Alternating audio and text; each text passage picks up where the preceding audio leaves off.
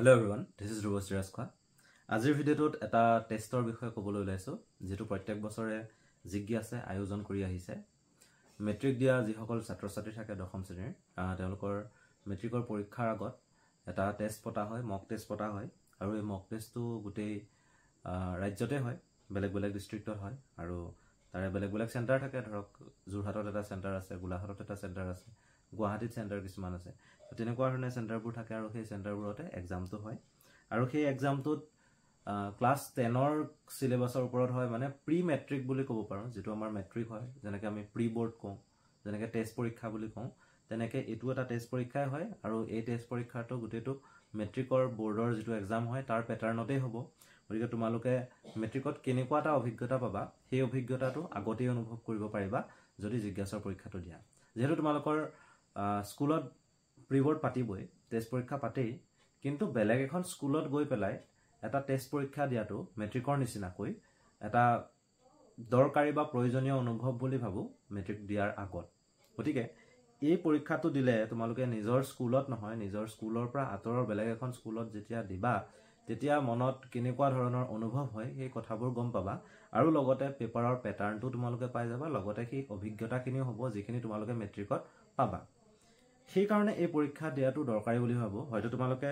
যিকেটা subject হ'ব তাৰে ভিতৰত দুটামান সাবজেক্টহে দিব বিচাৰিব পাৰা গতিকে হেতু অপচন আছে তুমি বোলে 6টা সাবজেক্টে দিব লাগিব বা 5টা সাবজেক্ট আছে কাৰণে 5টাই দিব লাগিব তেনেকুৱা নহয় তোমালোকে নিজৰ ইচ্ছা মতে দিব পাৰিবা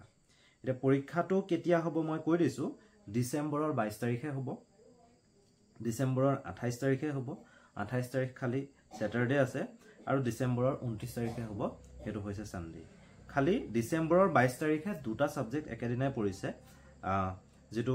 ফাৰ্স্ট সাবজেক্ট আছে ৰাতিপুৱা 9 বজাৰ পৰা 12 বজালৈ হেতু জেনাৰেল ম্যাথমেটিক্স আৰু আবেলিকে যেটো আছে হেতু 1 বজাৰ পৰা 4 বজালৈ এমআইএল সাবজেক্ট আসামিস আছে সেকেন্ড দিনা পিছে স্যাটাৰডে হয় কাৰণে আগবেলা স্কুলবোৰত ক্লাস থাকে গতিকে পাঁচ বেলা পৰীক্ষাটো পতা হৈছে আৰু সেই পৰীক্ষাটো 1 বজাৰ পৰা 4 বজালৈ হ'ব সাবজেক্ট দিয়া হৈছে ইংলিশ তাৰ পাছতে আহিলে ডিসেম্বৰ 29 হেতু হৈছে সানডে দেওবাৰে জেনাৰেল সায়েন্স আছে আগবেলা আৰু সোশিয়াল সায়েন্স আছে পাঁচবেলা ফৰ্ম ফিল আপ হৈ আছে তোমালোকৰ স্কুলৰ আশেপাশে যিবোৰ স্কুল আছে তাৰে হয়তো কোনোবা এজন শিক্ষকক সেন্টাৰ ইনচাৰ্জ দিয়া হৈছে গতিকে তোমালোকে বিদ্যালয়ৰ শিক্ষকক সুধিলেও গম পাবা যে ওচৰত জিজ্ঞাসাৰ পৰীক্ষাৰ মক টেষ্টৰ যিজন সেন্টাৰ ইনচাৰ্জ আছে তেওঁ কোন হয় বা তেওঁৰ লগত যোগাযোগ কৰিব খুজিলে তোমালোকে কৰিব পাৰিবা স্কুলৰ সহায় লৈ কৰিব পাৰিবা তোমালোকৰ বিদ্যালয়ৰ শিক্ষকক সুধিবা তেওঁলোকে নিশ্চয় গম পাব তেওঁলোকলে হয়তো নটিফিকেশন আহিছে হয়তো তেওঁলোকৰ হাতলে ফৰ্ম আহিব পাৰে কিছুমানে হয়তো পাইছা থাকে ফৰ্ম গতিকে যি সকলে পোৱা নাই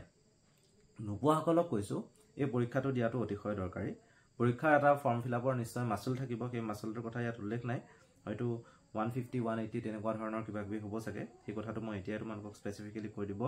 নোৱাৰিম তথাপিতো সাবজেক্ট এটা কৈ থলো পাঁচটা সাবজেক্ট হ'ব ইলেক্টিভ সাবজেক্টটো ৰখা নাই এবাৰ আৰু পৰীক্ষাটো ডিসেম্বৰৰ 22 তাৰিখে ষ্টাৰ্ট হ'ব আৰু ডিসেম্বৰৰ 29 তাৰিখে শেষ হ'ব বিশেষকৈ শনিবাৰ আৰু দেওবাৰহে লোৱা হৈছে গতিকে তোমালোকৰ বাবে একো অসুবিধা হ'ব নালাগে আৰু প্ৰি বোৰ্ডৰ আগতে আৰু এটা প্ৰি মেট্ৰিক দিয়াৰ নিচিনা হৈ যাব কাৰণ তোমালোকৰ প্ৰি বোৰ্ডবোৰ খুব সম্ভৱ আৰম্ভ হ'ব জানুৱাৰী মাহতে প্ৰি বোৰ্ডখিনি হ'ব তোমালোকৰ হেতু আশা কৰিছো গতিকে তাৰ আগতে যদি জিজ্ঞাস মক টেষ্টটো দি যোৱা তেতিয়া মক টেষ্টটো দিয়াৰ পাছত তোমালোকে গম পাবা অভিজ্ঞতাবোৰ কেনেকুৱা আৰু তাৰ পাছত তোমালোকে ইভালুৱেচনো কৰিব পাৰিবা তোমালোকে যিখন বহিত লিখিবা যিখন OMR sheetত তোমালোকে আনসাৰবোৰ লিখিবা সেই OMR sheetবোৰ